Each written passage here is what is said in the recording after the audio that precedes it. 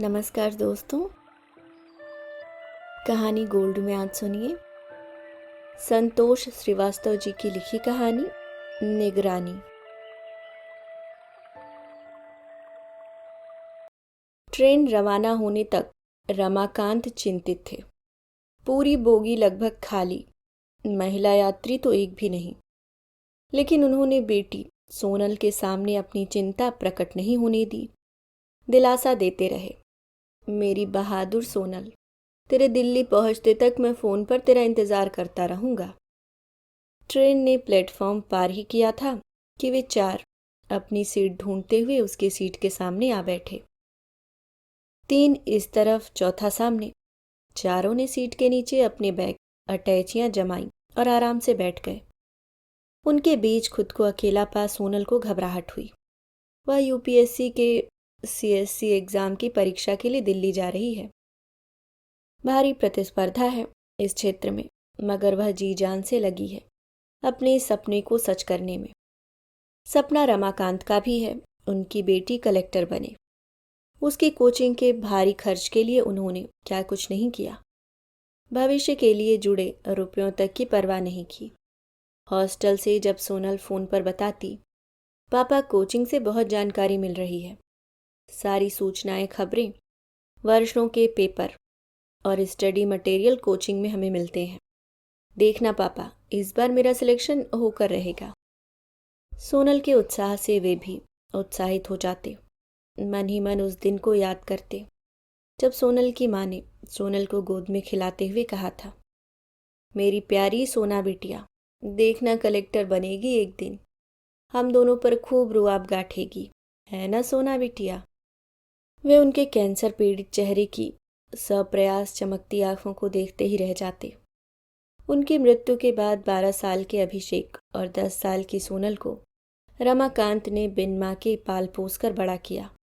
सगे संबंधी कहते रहे कि दूसरी शादी कर लो, पर उन्होंने उन दोनों की खातिर शादी नहीं की। अभिषेक विदेशी कंपनी में कार्यरत है, महंगे पैकेज मिलते हैं उसे, लेकिन उसमें भविष्य की क्या गारंटी।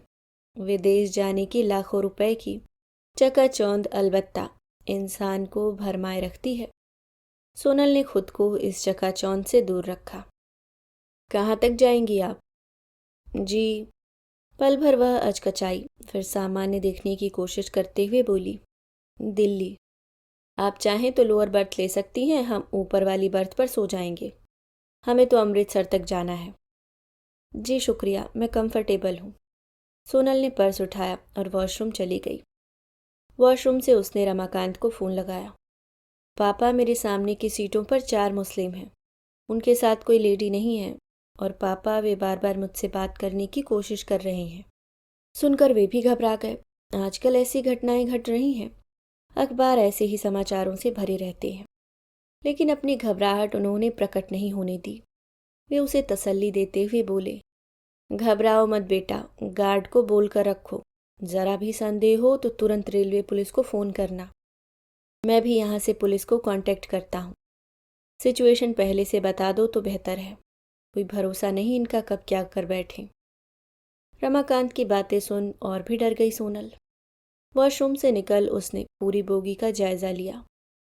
न अटेंडेंट था न गार्ड, 8-10 मुसाफिर ही होंगे जो आसपास से बेखबर अपने अपने मोबाइल में मुब्तिला थे।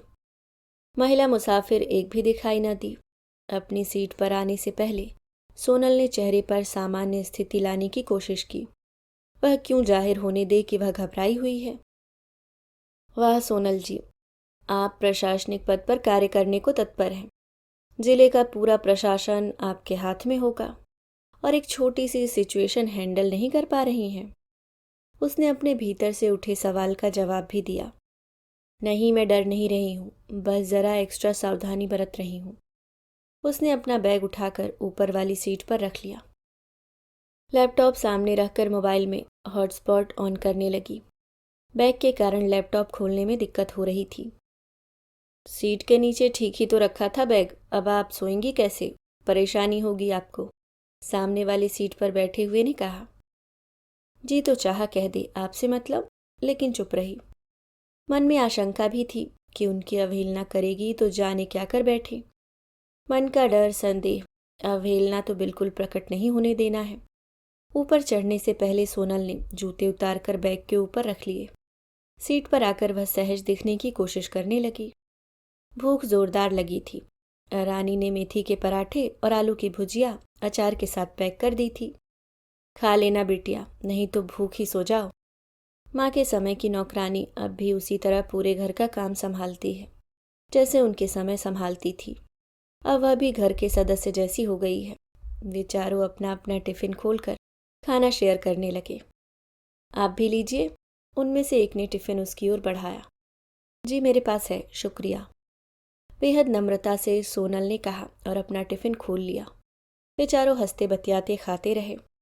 टिफिन तो खोल लिया था सोनल ने, पर घबराहट के मारे खाया नहीं जा रहा था। एक दो निवाले लेकर उसने टिफिन बंद कर दिया और ढेर सारा पानी पी गई। उसका गंतव्य सुबह होते होते आ पाएगा, क्योंकि ट्रेन लेट चल रही है।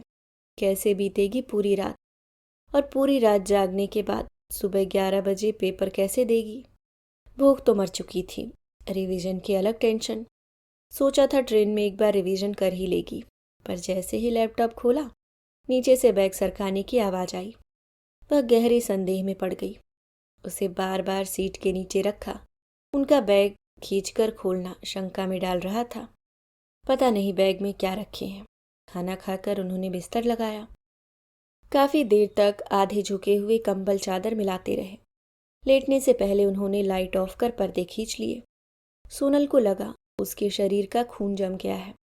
उसने अपनी तरफ का पर्दा सरका दिया। अब डिब्बे की रोशनी काफ़ी हद तक कैबिन को रोशन किए थी। लैपटॉप बंद कर वह घुटने मोड़ लेट गई, पर उसका दिल ट्रेन की रफ्तार जैसा उतनी ही तेजी से धड़क रहा था। इस वक्त वह सीट पर अकेली, चारों ओर से मुस्लिम पुरुषों से घिरी। जरा सा भी खटका होता वह आंखें फाड़ फाड़ कर देखने लगती। पहले हरकतें थीं, अब सन्नाटा जो दहशत फैला रहा था। घंटे भर बाद वॉशरूम जाने के लिए बर्थ से नीचे उतरी। देखा तीनों जाग रहे थे। न जाने क्या योजना बना रहे हैं। उसने पापा को फ़ोन लगाना चाहा, पर यह सोचकर रुक गई कि इतनी रात को उन्हें डिस्टर्ब करना ठीक नहीं। सो गए होंगे वे। वैसे भी उन्हें नींद मुश्किल से आती है।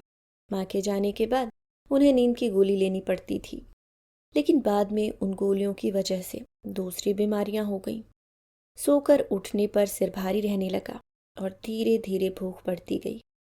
फिर एक दिन वेलकम अंकल ने सलाह दी, सोने से पहले पैर धो लिया करो और गर्म दूध पी लिया करो, नींद अच्छी आएगी।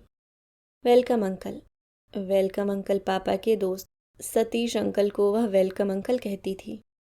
वह हर बार उसे देखते ही कहते थे वेलकम डार्लिंग। का यह नुस्खा काम कर गया। अब पापा गहरी नींद सोते हैं। उसने मोबाइल देखा तो पापा का मैसेज था, बेटा आज न पैर धोए न दूध पिया, जाग रहा हूँ। जागूंगा जब तक तू दिल्ली नहीं पहुँचती। ज़रूरत लगे तो फ़ोन कर लेना। सोनल का दिल भर आया। उसने मैसेज टाइप किया, मैं ठीक हूँ पापा, लव यू। लौटी तो देखा बाजू वाली सीट का चौथा आदमी अपना बैग निकालकर सीट पर रख रहा था। उसने जूते पहने, टोपी लगाई और अल्लाह कहते हुए बैग उठाकर चला गया। हे भगवान, बम रखने गया है क्या? अब क्या होगा? टिकट कलेक्टर भी नहीं दिख रहा, एक बार भी नहीं आया। कहीं उनसे मिला हुआ तो नहीं है? वे नीचे की सीट क्यों ऑफर कर रहे थे? कहीं उनका इरादा? वह पसीने पसीने हो उठी। कांपते पैरों से वह बर्थ पर चढ़ी। तेजी से आधी बोतल पानी पी लिया। जितना ज़्यादा पानी पी रही है उतनी ही बार वॉशरूम जाना पड़ रहा है। ठीक भी तो है, बार बार उतरकर स्थिति का जायजा आसानी से ले सकती है। उसने नैपकिन से चेहरा थपथपाया और चादर ओढ़कर लेट गई।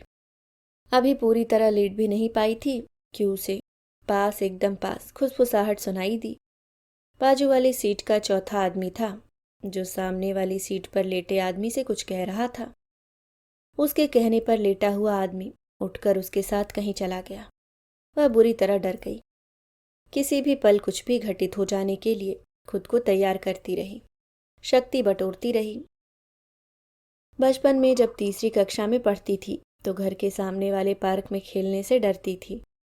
वहाँ बहुत बड़ा पीपल का झाड़ था, जिसकी सघन डालियाँ साएं साएं की आवाज़ के साथ हवा में झूमती रहती। उसने न जाने कहाँ पढ़ा था कि पीपल के पेड़ पर भूत रहते हैं। वह पीपल वाले पार्क में इसलिए नहीं जाती थी। तब माँ ने उसे हनुमान चालीसा ला कर दिया था। याद कर ले इसे, जब भी डर लगे जोर जोर से इसका पाठ करना। हनुमान चालीसा उसे कंठस्थ था। इस वक्त भी उसने मन ही मन पाठ किया और चादर ओढ़ ली। फिर लगा मुंह ढका रहेगा तो वह देख नहीं पाएगी उनको, जो अब दो ही थे। लेकिन थोड़ी देर में तीसरा आ गया था और अपनी सीट पर इत्मीनान से लेट गया था। गाड़ी रुकी, कोई स्टेशन था। उसने घड़ी देखी, रात के 3 बज रहे थे। चाय वाला चाय चाय चिल्ला रहा था। तीनों ने चाय ली। चाय पीते हुए वे धीरे धीरे लगभग फुसफुसाते हुए कुछ कह रहे थे। सोनल ने अपनी संपूर्ण शक्ति उस फुसफुसाहट में लगा दी, पर कुछ भी समझ नहीं आया। रत जगे के कारण उसकी आंखें चिरमिरा रही थी। सोचा था रिवीजन के बाद आराम से सो जाएगी ताकि सुबह तरोताजा उठे। इस बार पास होना ही है। वह जी तोड़ मेहनत कर रही थी। उस जैसे जाने कितने इसी तरह मेहनत कर रहे होंगे। चंद नौकरियों के लिए हजारों प्रत्याशी। आखिर मंजिल मिले भी तो कैसे। अचानक शोरगुल से वह बुरी तरह डर गई। हड़बड़ाकर सीट पर बैठ गई। पता चला गाड़ी किसी कस्बे के पास से गुजर रही थी, जहां किसी महंत का प्रवचन लाउडस्पीकर पर चल रहा था। अब बस अब और उससे तनाव बर्दाश्त नहीं हो रहा है। उन तीनों के बीच में खुद को जाल में फंसा पा रही है। सारी रात के रत जगे से उसका सिर भारी था, आंखें चुभ रही थी। थोड़ी देर बाद उसका फोन बजा। करवट बदलकर वह फोन पर धीमी आवाज में बात करने लगी। सोनल ने अपनी पूरी ताकत कानों पर लगा दी ताकि सुन सके कि उनमें क्या बात हो रही है। तबरेज अली, आप समझते क्यों नहीं? टाइम निकल गया तो कुछ हासिल नहीं होगा। हमें रिजल्ट चाहिए। बेकार की बातों में समय मत गवाइए।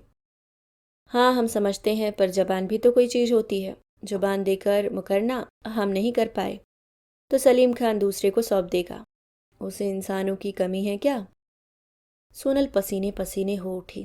निश्चय ही इनका सूत्र आतंक से जुड़ा है। फोन पर की सारी बातें संदेहास्पद हैं। एक एक वाक्य के कई कई अर्थ निकल रहे हैं। उसने चादर में मुंह घुसाकर अपनी सहेली जूही को मैसेज टाइप किया। सारी बातें लिख दी। जूही का जवाब आया। अब तो मामला तुझ तक ही सीमित नहीं रहा। अब तो यह देश का मसला हो गया। निश्चय ही वह लोग किसी आतंकवादी साजिश को रचने जा रहे हैं।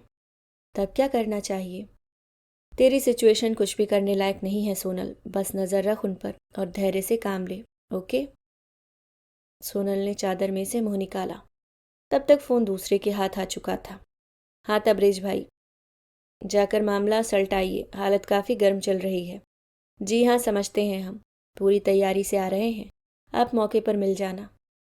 सोनल के काटो तो खून नहीं। स्थिति साफ है। भयंकर साजिश रच रहे हैं। यह कैसी भाषा इस्तेमाल कर रहे हैं? यह समझ रहे हैं कि उनकी यह संकेतों वाली भाषा वह समझेगी नहीं। गले में फिर कांटे से चुभे। वह सूखा गला बार बार पानी से तरखरती रही। उसे फिर वॉशरूम जाने की आवश्यकता महसूस हुई। पानी भी खत्म हो चुका था। इस बार वह जब्त किए लेटी रही। नीचे की बर्थ में हलचल जारी थी। वह लगातार जूही को हर सिचुएशन का मैसेज किए जा रही थी। उसे पता है पापा भी चिंता के मारे जाग रहे होंगे। बोगी में जाने कहाँ से कह कहूँ की आवाज़ें आ रही थी। वह डरी हुई थी, इसलिए कह कहे भी दहशत भरे लग रहे थे। मोबाइल से पता लग रहा था ट्रेन किस स्थान किस स्टेशन से गुजर रही है। थोड़ी देर बाद जूही के मैसेज आना भी बंद हो गए। वह भी उसके संग कहाँ तक जागती। सोनल की पलकें 1 मिनट को भी नहीं मूंदी। उसे पलकें मूंदने में घबराहट महसूस हो रही थी। न जाने अगले पल क्या हो। जैसे तूफान आने के पहले का सन्नाटा उसके आसपास तैनात था कि अचानक मोबाइल पर दिल्ली स्टेशन लिखा आने लगा। वह हड़बड़ाकर उठी, झपट कर बैग उतारा, लैपटॉप का बैग पीठ पर टांगा। ट्रेन प्लेटफॉर्म पर रेंग रही थी। उनमें से एक ने उसके हाथ से बैग लेना चाहा। चलिए, मैं आपका बैग उतार देता हूँ।